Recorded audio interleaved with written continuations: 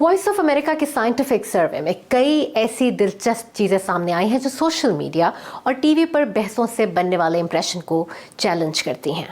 شاید آپ میں سے بہت سے لوگوں کو یہ سن کر حیرانی ہو کہ 18 سے 34 سال کی عمر کے پاکستانیوں کی 74% آبادی کو پاکستان کی فوج پر اعتماد ہے۔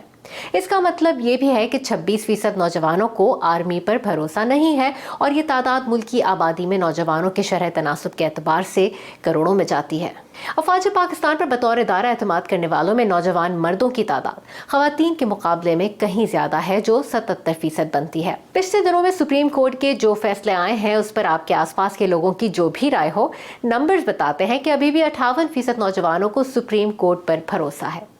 لیکن پھر وہی بات 42% کو ملک کی سب سے بڑی عدالت پر بھروسہ ہی نہیں ہے۔ اور اب بات ہو جائے الیکشن کمیشن کی۔ اداروں سے متعلق جتنے لوگوں سے بھی رائے لی گئی، ان میں سے سب سے کم اعتماد کا اظہار الیکشن کمیشن آف پاکستان پر کیا گیا، یعنی 42%، جبکہ ملک کے نوجوانوں کا صوبائی حکومتوں پر اعتماد ملک کی پارلیمان اور وفاقی حکومت کے مقابلے میں کچھ زیادہ ہی ہے، اور اکثریت کو صوبائی یا وفاقی حکومت اور اسی طرح پارلیمنٹ پر بھی زیادہ بھروسہ نہیں ہے۔